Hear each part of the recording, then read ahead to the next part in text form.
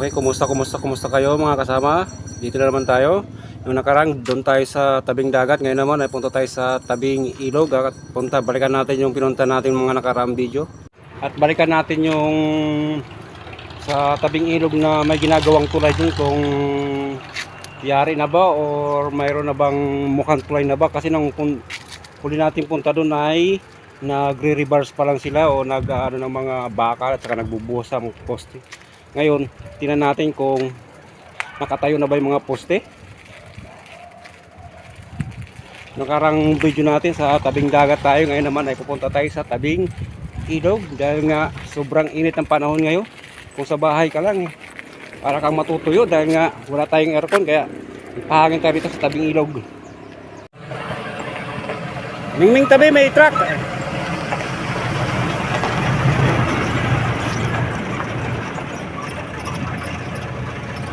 Sobrang alikabok ko, may mainit pa. Ay nga ay mga bandang alas 4 pa lang tayo ngayon at time check tayo. Kaya nag-decide ako na pumunta rito dahil nga mainit sa bahay at mga ngayayat ka talaga sa sobrang init. Para kang nasa loob ng sauna bath. Nakaupo ka lang, pinagpapawisan ka na, kaya decide muna ako na pumunta rito. Hindi pa rin nila nasisimento itong daan na to.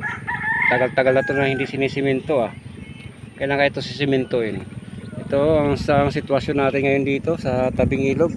Mukhang pakunti ng pakunti yung tubig sa ilog dahil nga sa sobrang init ng panahon ngayon. Sa loob nga ng bahay ang init-init Nakaupo ka lang sa loob ng bahay, pagpapawisan ka na para kang nasa sauna bath.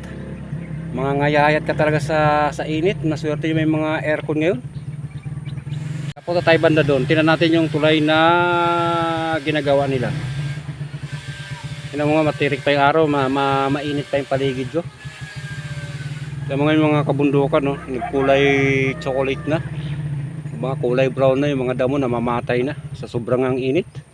Yan ang nilagyan na ng graba, yung buhangin para hindi nga lumubog yung mga sasakyan na dumadaan dito, dahil itong graba nagpiprevent na para hindi lumubog yung gulong sa lupa, kasi malambot nga yung lupa, kaya nilagyan nila ng mga graba. At saka maganda na rin yan para hindi masyado maalikabok, kaya yan ang nilagyan. Siguro simento na lang ang kulang dito.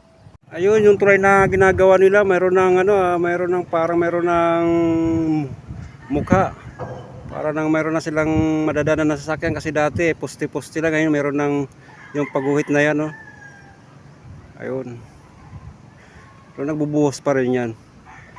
Sa bagay, dahil ang tulay hindi masyadong minamadali, ang kailangan yan ay portion by portion ginagawa para mas matibay, kasi kapag minamadali yan baka biglang mag-collapse yan. Malakas pa naman yung tubig dyan kapag yung panahon ng tag-ulan at saka mga bagyo-bagyo. Para na makadaan yung mga sasakyan natin, na may sasakyan dyan dumadaan. Dahil nga doon sa taas siya makadaan, doon sa isang tulay na bakal ay pang motor lang yun, kaya tatawid muna siya ng ilog. Pero kapag nayari yan, hindi na siya bababa, dadalit siya doon sa tulay na ginagawa. Ayan yun, punta natin mamaya. Yun yung kulay na kotse na kulay pulaw, Innova yun punta natin doon mamaya. Saka ito ang itsura natin dito, ganun pa rin. Ito ang ating pinuntuan, pero naging clear na dyan. Di ba dati nung huling punta natin dito ay puro damo-damo dyan. Ngayon mayroon ng cleaner na nila, dahil nga resort nga yan dyan. Swimming pool yata yun nandiyan na yun. Hindi ko lang alam ang pangalan ng resort na yan.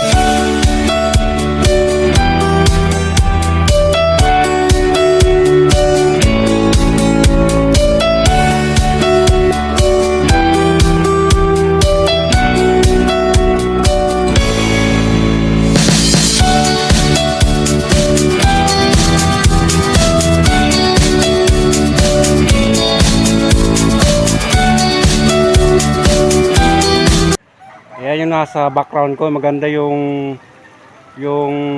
ano niya, yung view niya. Kapag sa live maganda siya. Para siyang nasa rin, para yung may kahabig siya doon sa may lugar sa may New Zealand, parang ganun. Ang ganda ng ano bundok, ano natin. Yung close up natin, ayun oh. Di ba? Yan, nasa likod ko lang yan, yung view na yan. Yan yung likod natin. Yan ang ilog. Yan ang ating mga paligid natin dito. Yan.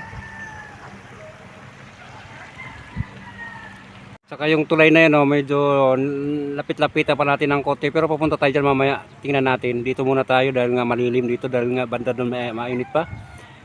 Yan dati wala pa yun. Yung nakita yung kulay puti na yan. Dati wala yan eh. Ngayon nagmukhang tulay na. Para pinapatigas na lang nila yan. Dati yung tulay na yan, nung huling punta natin dyan, nagre-reverse pa lang sila at saka gumagawa ng column ng poste ng mga tulay. Ito yun, yung nasa taas.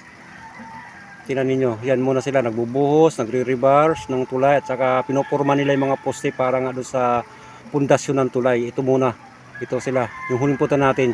Ngayon, ito pakita natin. Ayan na, mayroon ng itsura. Ayan o. Yung kulay puti rin na horizontal na yan, dyan dadaan yung sasakyan. Tapos yung baba yung poste. Tapos mayroon dito, mayroon nag-ano ng makina si Angkol. Diyan sila kumukuha ng tubig. Mayroon silang pump ng tubig. Sa bagay nga para libre tubig. Para doon sa paghahalo nila ng simento. Diyan na sa kukuha. Marami naman tubig dyan. Ayan o. Kanilang machine. Saka yun ang isang trabahador. At pupuntahan natin yan mamaya yung na yan, lapitan natin. Walang katubig-tubig yung ilog na to. Dati to, apaw-apaw to. Ngayon, kukunti na lang. Sobrang init ang panahon. Kukunti na lang yung tubig. Puro bato-bato na. Dati to, kaya to ginawa yung dike na to dahil nga lumalagpas yung tubig dyan. Lalo kapag yung panahon ng ulan sa kahabagat. Maapaw rito, pati rito. Maabot dito ng baha. Kaya to ang purpose ito para hindi masyado abutin itong dike na to. Pero ngayon, kabaligtaran mo, kumunti na lang yung tubig dahil nga sa sobrang init. Sa bahay ka lang nga, kahit nga nakaupo ka lang nga doon, pagpapawisan ka eh. Kahit mayroon na nakatutok na electric fan sa'yo eh. Ganda talaga ng lugar na to. Ito, nagaganda ako sa bundok na to. Ayan mo. Ayan o, yung lugar na yan o. Yung bundok na yan o. Pero wala akong makitang mga baka o hayop dyan eh. Ayan yung lugar na yan. Ganda no. Lugar. Mag-green pa, mga mangga. Pero yung mga puno dito sa baba, tingnan mo nga, nakikita naman ninyo. Kulay brown na, patay na yata sa sobrang init. Ayan o. Ayan yung mga nasa baba na yan o. Tingnan mo, naging brown na, nangamatay na yung mga damo rito sa ibang puno. Kulay brown na. Pero yung mga kikita ninyong green, alam ko dyan, hula ko dyan talaga dyan, yan. Puno ng mangga yan. Yun ang panahon ng mangga ngayon, tag-init eh. Ayan o. Meron pa pala, doon ang close up natin. Ayan o.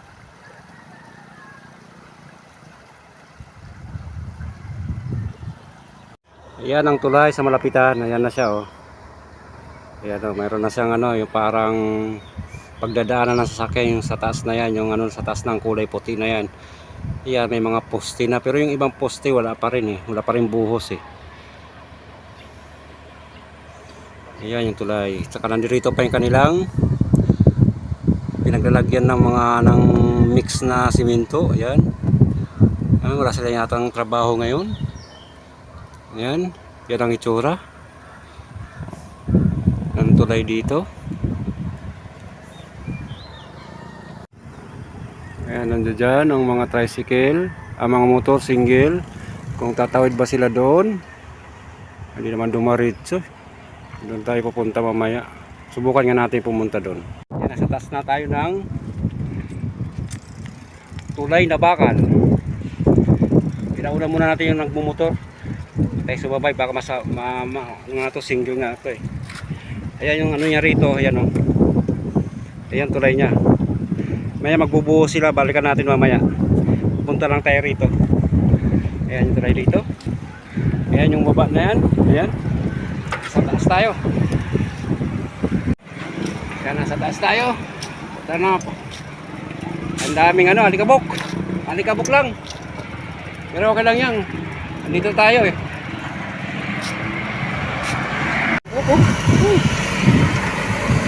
Alikabok.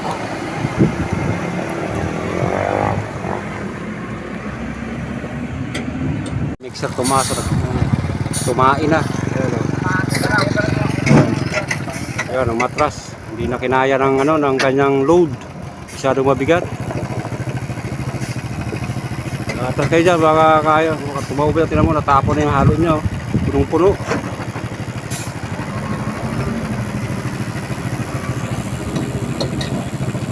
Sayang halo. Nakasampa rin.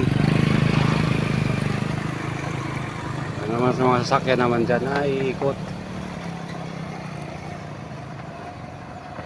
Kaya dyan, pupunta tayo dyan.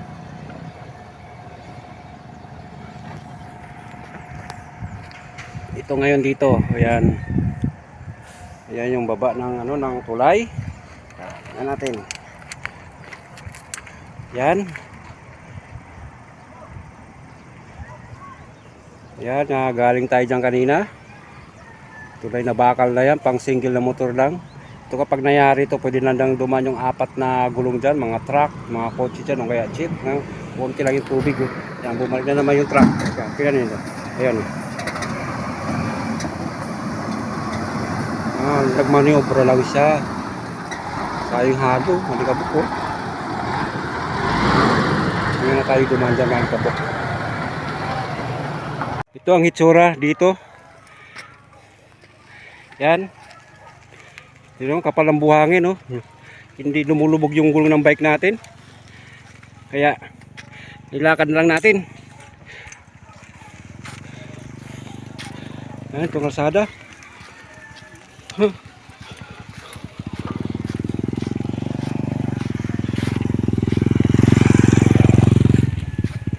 ang itsura rito. Yan yung bundok na yun, ang ganda. Yan. Lakad-lakad tayo rito, pero hindi tayo pupunta ng masyadong dulong-dulo. Dito lang tayo sa medyo may bahay-bahay, dahil nga ay unfamiliar na lugar ito sa akin. Tayo sa may puno na yan. Ayan, mayroon pang nag-ano. Ayan, kita lang tayo sa lugar na to.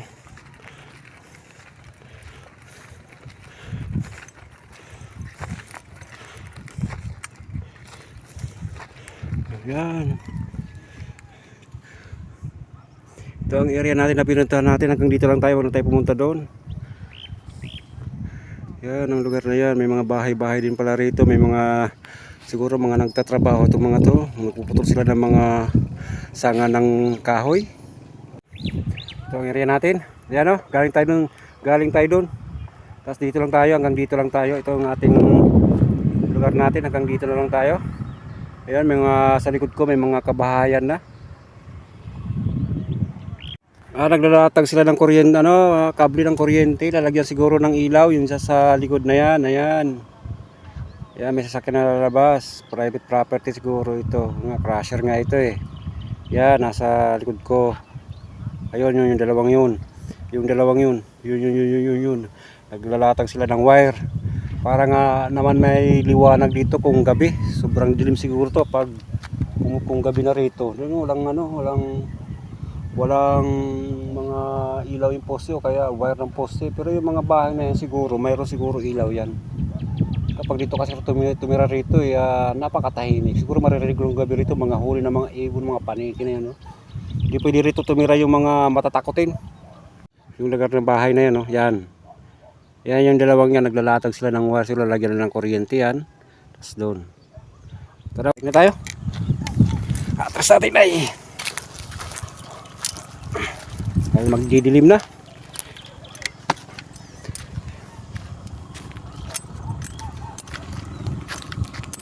Tayo Ay dadaan nga, paunahin muna natin yung mga nakamotor na single dahil hindi tayo pwede magsalubong, baka malaglag tayo dyan. Ba't siya natin yan? Ha?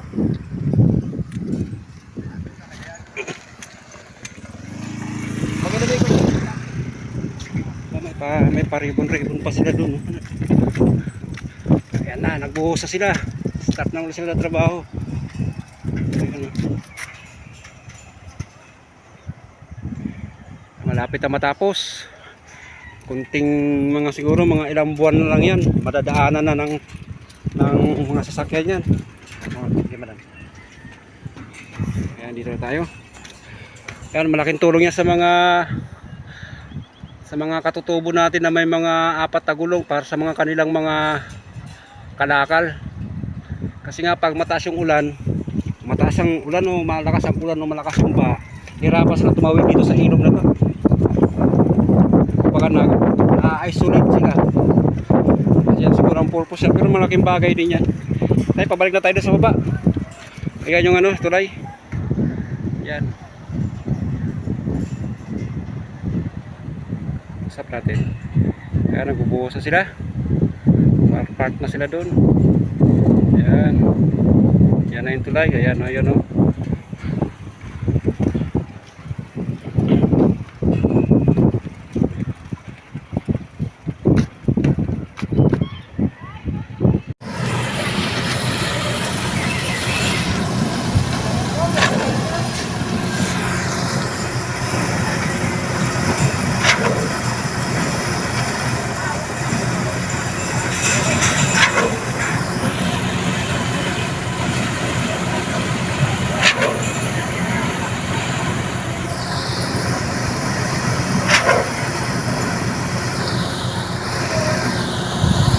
Susunod balikan natin ito kung mayayari ba, siguro mga next month balik tayo rito kung mukhang tuloy na ba siya, kasi ito mga nagbubuhos pa lang sila eh. Balikan natin ito mga after 1 month. Siguro na to, na sila dyan, magpo-flooring na sila doon sa ng ibabaw ng tulay, kasi dito para mga poste pa lang ang kanilang mga binubuhusan eh. Ayun o. Ang poste pa lang. Balikan natin sa susunod na buwan. Para nilipat doon, tapusin mo na yun pagkatapos lang. Yung isang truck nakayari na at babalik ulit siya doon sa may haluan nila para mag-unload ulit o mag-load ulit ng buhos para dito sa poste ng tulay na ginagawa nila. Itong isang truck, alam ko anong ginagawa nito, dump truck naman to. Ito kukuha ng yan, ng halo yan doon sa pinakahaluan nila, yung tulay na yan. At lumulubog na rin yung araw. Ang bilis ng oras dito nung punta natin dito kanina tirik na tirik yung araw nga. Tinan mo, wala ng araw. Mahangin pala rito kapag gantong oras. Mahangin kapag gantong oras dito. Ayan malakas-lakas na, medyo malakas-lakas yung hangin. Pero para yung ng hangin talagang may kasamang init. Kaya pagdating ng buwan ng February o January, lamig ng singaw ng tubig singaw ng tubig o yung ng hangin. Yung hangin may kasamang tubig kaya medyo malamig-lamig siya. Ito sila ng pakita natin nagpapam sila ng tubig para sa halo sila. Ayan ang kapa.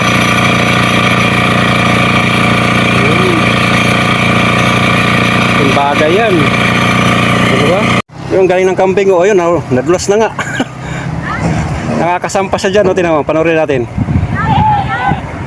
Ayan hindi sila nadudulas, wala naman siyang masyadong spike. Ayun umakyat yung kambing naglalaro. Bata pa itong kambing na to, tinan mo. Iyan ang nanay niya. Nasa sampayan. Sampayan.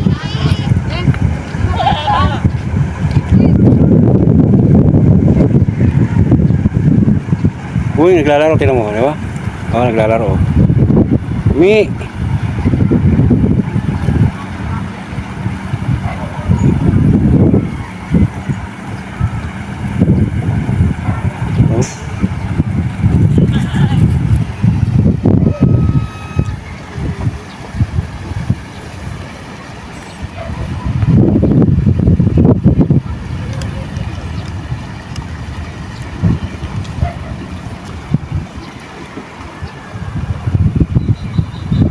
Galing na hindi na nahuhulog sa bagay.